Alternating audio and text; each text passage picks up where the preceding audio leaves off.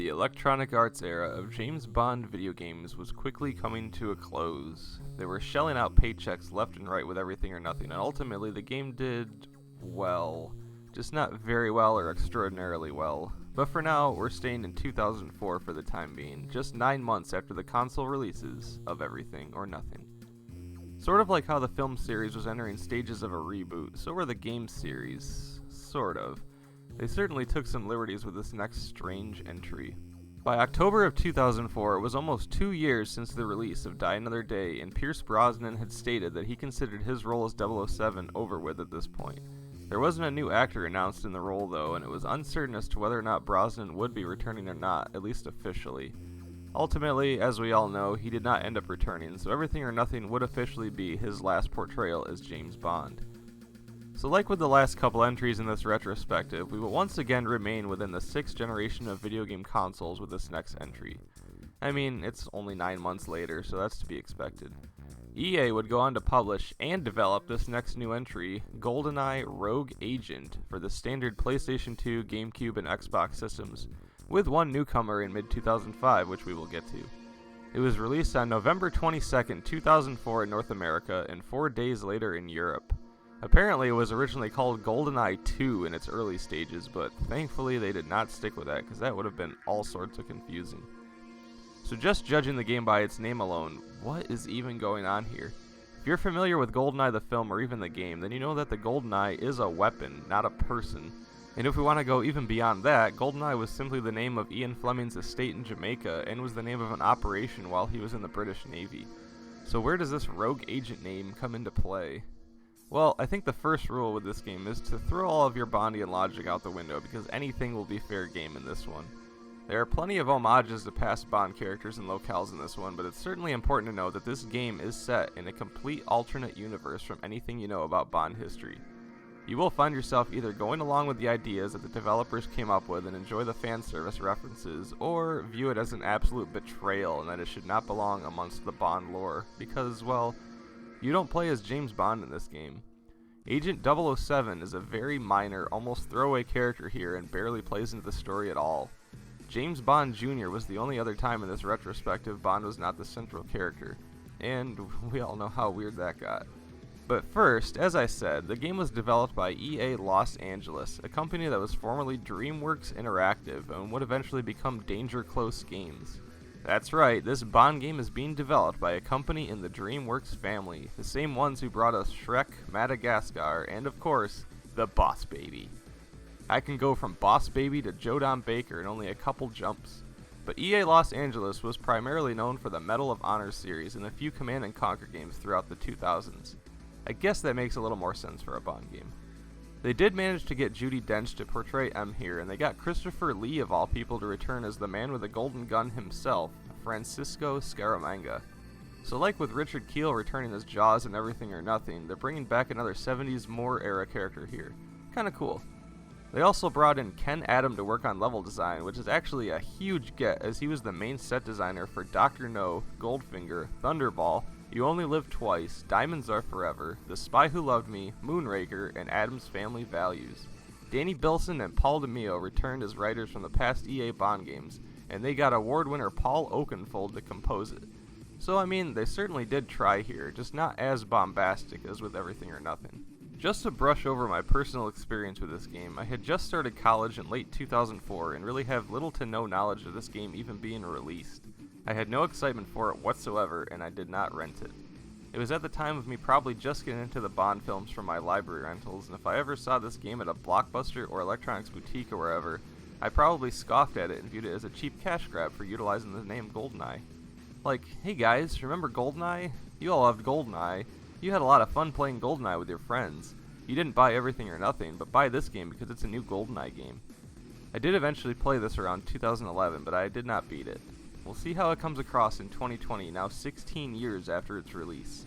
Let's check out the back of the case, and something a little different here. Let's actually go through the back of the case and pretend we have no prior knowledge of the game and are considering it for an evening rental. Why save the world when you can rule it? Well, that doesn't sound like something James Bond would say. Show no mercy in these intense split-screen multiplayer battles. No mercy. That doesn't sound like something James Bond would say. Enemies controlled by the all-new evil AI mean no two games are the same. Evil, eh? Upgrade your synthetic eye to see through walls, manipulate electronics, deflect bullets, or send enemies flying. Okay, what? Like Cyborg? Fight alongside and against legendary villains such as Goldfinger, Oddjob, Pussy Galore, and Dr. No. And there they all are, actually looking pretty good too. But I mean, 3 characters from Goldfinger and Dr. No himself, all Connery-era characters in the game with GoldenEye in the title. I would be completely confused at this point, and looking at the front cover, we see a man with a, you guessed it, a GoldenEye, holding a gun with the Spectre logo. Nice looking logo. Alright, it's time to delve into GoldenEye Rogue Agent.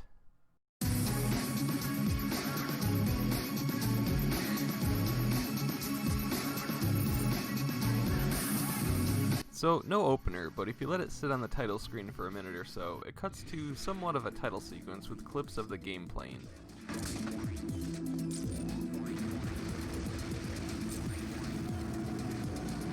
Tons of games do this, so nothing abnormal here, but no gun barrel. Getting into the game proper, the story is certainly unique. You learn through M's dialogue that the character you're playing as lost his right eye while being shot at by Dr. No, of all people. M concludes that you are no longer fit for MI6 as you resort to brutality and vengeance. You then see, 3 days later, you are on an assignment with 007 himself to stop Goldfinger in, well, the plot of Goldfinger. Except this time, oh no. Oh my god. James, no! Well, he's dead. The namesake for this entire franchise, the most famous secret agent of all time, yeah, a helicopter falls on him in a few seconds. So, moving on, the gameplay begins. The game itself goes back to the first-person perspective, and as you can see, a big emphasis on this game is the dual-wield aspect. There are tons of weapon combinations you can use depending on what you have equipped in each hand. He even flips the guns around like he's Ash Williams or something. You can even hilariously take hostages to act as a shield to you to consume gunfire, but they just kind of flail around and make about a 5% effort to get loose. Your arms must be like steel bars. You make your way through waves of enemies just like any other Bond game through Fort Knox. Now, as I said, this game has a ton of fan service stuff. It's how you perceive it as a Bond fan, whether you'll get enjoyment out of it or not. I'm sort of in the middle on this. Just throwing in a bunch of Bond characters who have nothing to do with each other in some cases seems a little too in your face. In this game, Dr. No and Goldfinger are sworn enemies to each other, and then Scaramanga shows up, and Xenia Onatop, and there's different movie locations, and I don't know. With that said, being able to walk around Fort Knox directly out of the Goldfinger film is actually pretty cool. You can even see the same bomb unit used in the film. Once you reach the vault, you see a bowler hat fly across the screen and either kill or knock out one of the guys, and then another dude gets thrown into the electric bars. I'll give the game that too, kind of a cool moment. But, oh no, the bomb then explodes, destroying Fort Knox. Well, now what? Oh, it's just a simulation.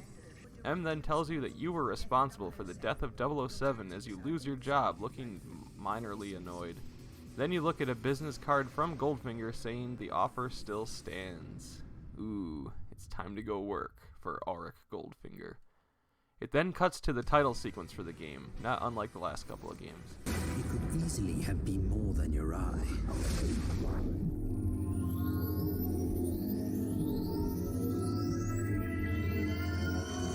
We have a common enemy. Dr. No has broken ranks with our organization. He must be eliminated.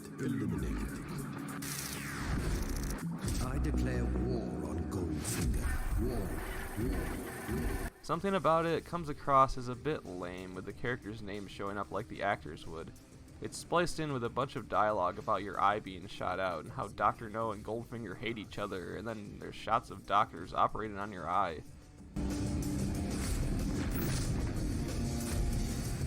You will have your vengeance against Dr. No. And reclaim what he took from you. The rewards will be great. An eye for an eye.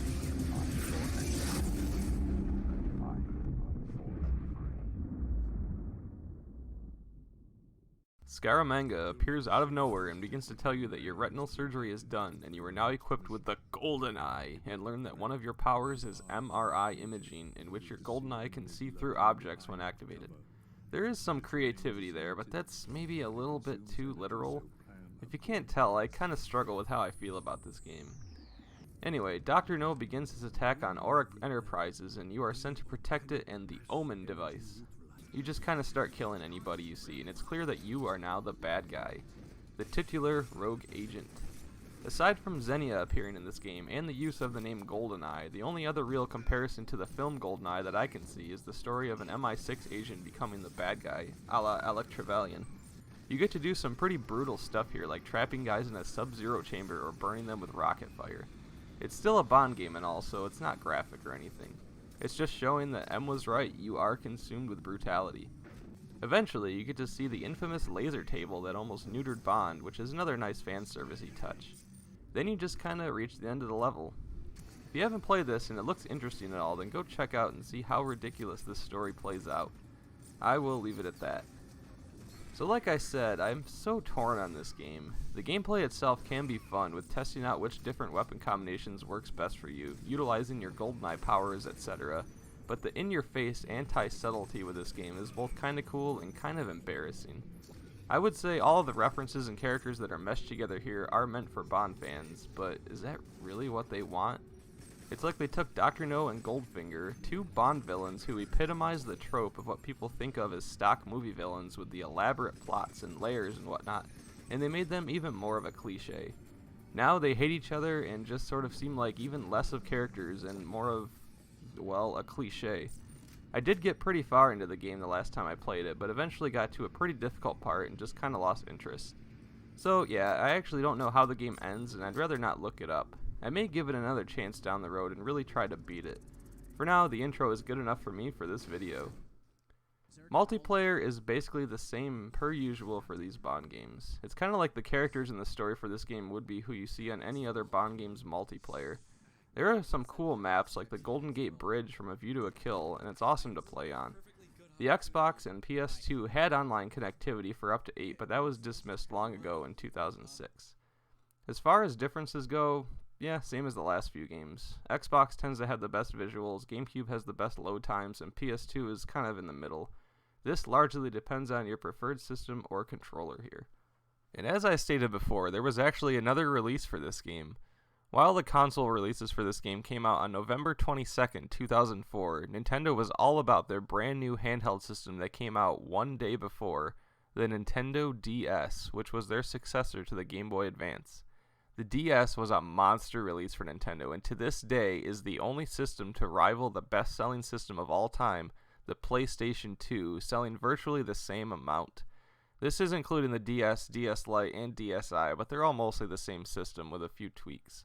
The DS was such a huge success for Nintendo, so it was only natural that they do what they do best and implement a 6th-gen console game to a handheld device, and GoldenEye Rogue Agent was no stranger to this.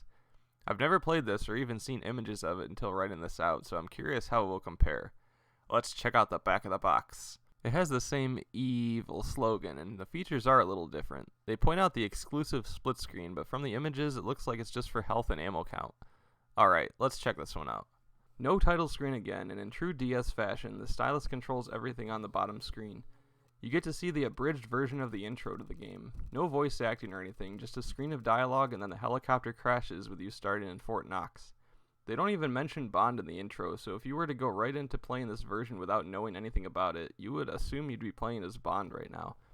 As you can see, they did quite a decent job replicating the look of the console versions. It obviously has much more of a pixelated picture, but that's definitely to be expected. The DS was a bit more powerful than the Game Boy Advance, so they were able to get it looking closer than the GBA ever would. And, unfortunately, that about sums up my pros for this one. There are 4 different control styles, and I find them all to be pretty abysmal. Like how Wii games will eventually become obsessed with implementing motion controls into their games, the DS games try and utilize the stylus screen technology as much as they could. Full disclosure though, I'm playing this on an emulator in order to capture it, so trying to use a controller with a mouse is not a good time. But I did try my DS version, and I still think it sucks. So yeah, I can chalk it up to me simply not being used to this control style, and perhaps it gets easier as you go. but the consensus for this version doesn't seem to be too forgiving. With one hand controlling the stylus, you can't really seamlessly use that same hand for button pressing, but it can be done with practice. The game itself tries to follow the console one as close as it could, but there isn't much new to mention here. The frame rate can get pretty bad for that reason, and it can be hard to tell if you're hitting enemies or not. It's clearly the inferior version and would really only appeal to those who must play GoldenEye Rogue Agent on the go, and or you really love touchscreen controls for a first-person shooter. Plus, it was the first first-person shooter on the DS, so that's kinda cool. These handheld Bond games have had a weird history, and we get a pretty funny version of the title sequence with some real funky beats.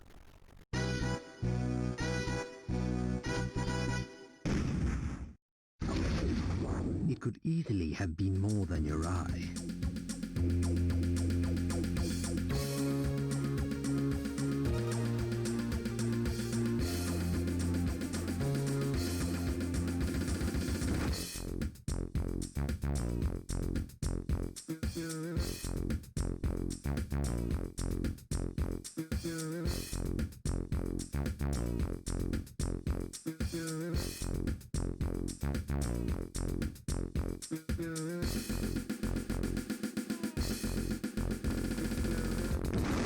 It could easily have been more than your eye.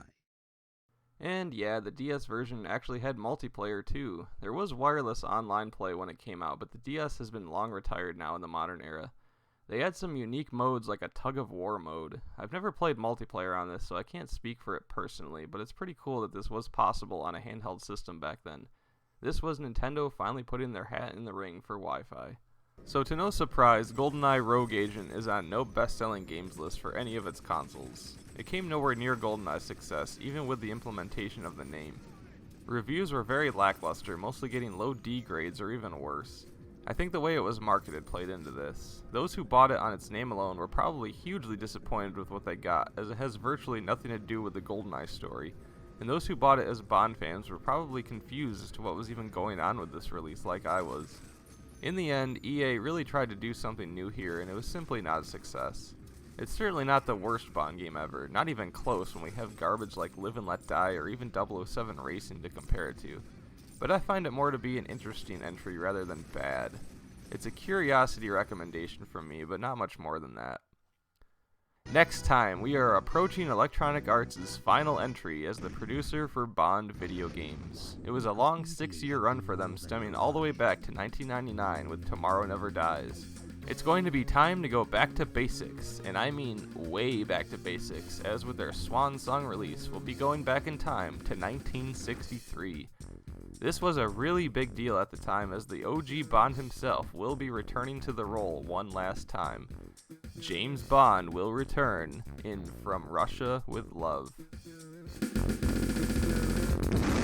It could easily have been more than your eye.